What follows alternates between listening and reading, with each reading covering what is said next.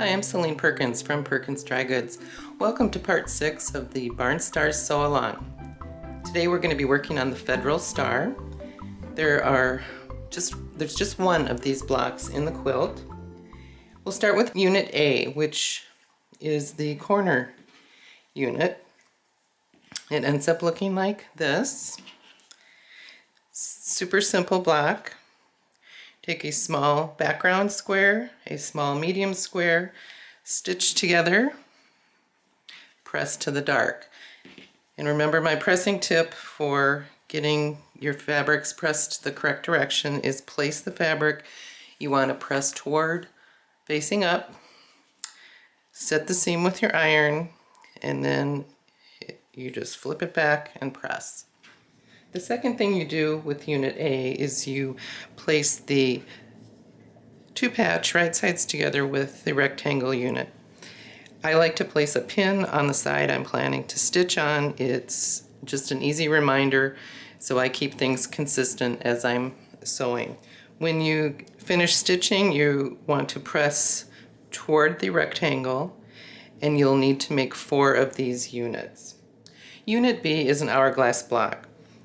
You will take the large background square, place it right side together with the large dark square. You'll have a line drawn from corner to corner. You'll want to stitch on either side of that drawn line a scant 1/4 inch. Then you'll cut a part on the drawn line, and that will give you 2 half square triangle units. Step 2 is placing these triangle units right sides together so that the fabrics are opposite one another. And because you've pressed to the dark, your seams will nest, and you can feel that with your finger. Draw a line corner to corner, stitch on either side of the line a scant 1/4 inch, and then cut apart. I place the seam so the stitching is going against it. So when I'm sitting at the machine, the seam is pressed away from me. That helps to lock this stitch. So it'll only work on one side because you'll stitch down one side and then you'll stitch down the other, and the seam of course will be going the opposite direction.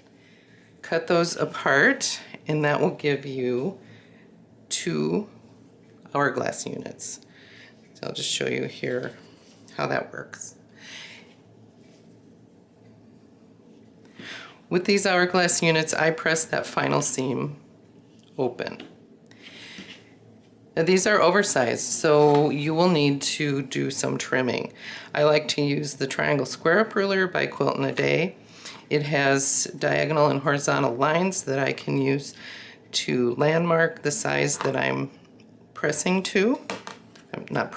cutting or trimming to.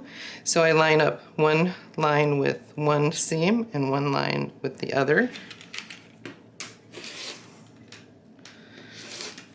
Trim. Flip around. Get these out of the way here. Line things up again. This gives you nice, perfect corner intersections.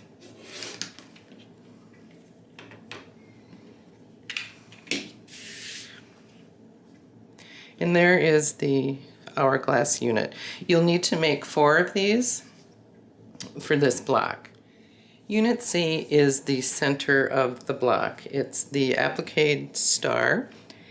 I do raw edge applique with fusible web, and I finish with a narrow zigzag or a blanket stitch. To start out, you'll trace the star shape on the paper side of the fusible web. I like to cut out the center inside of the fusible web. It makes it so that the star is not solid fusible, and it's more flexible and not so stiff.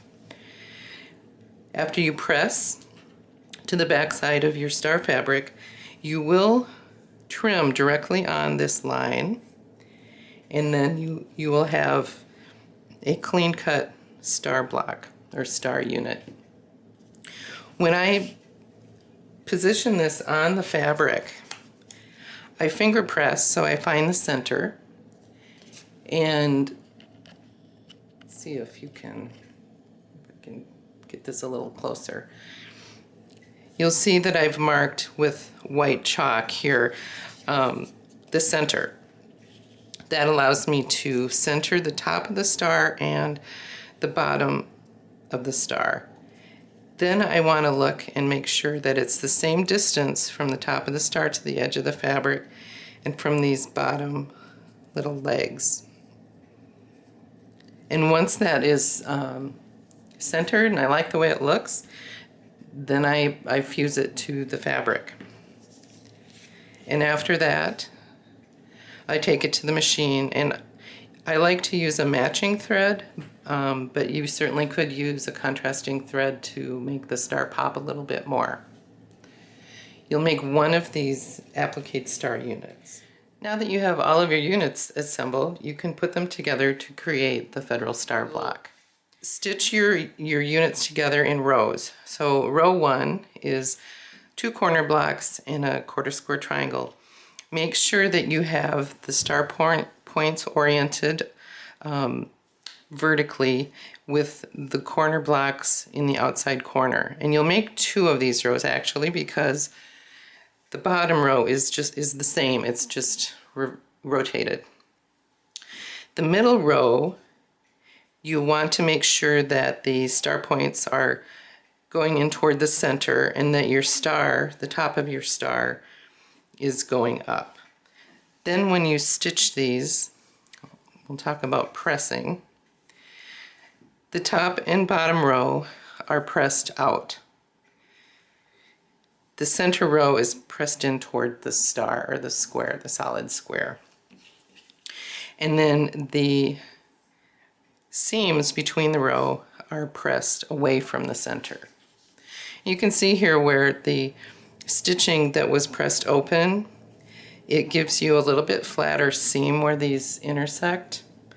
You also have flatter seams where the units intersect because of the way you've pressed this out, this in, and this out, so you don't have a lot of bulk in those areas. That's it for part 6 of the Barn Star Sew Along. Thanks for watching.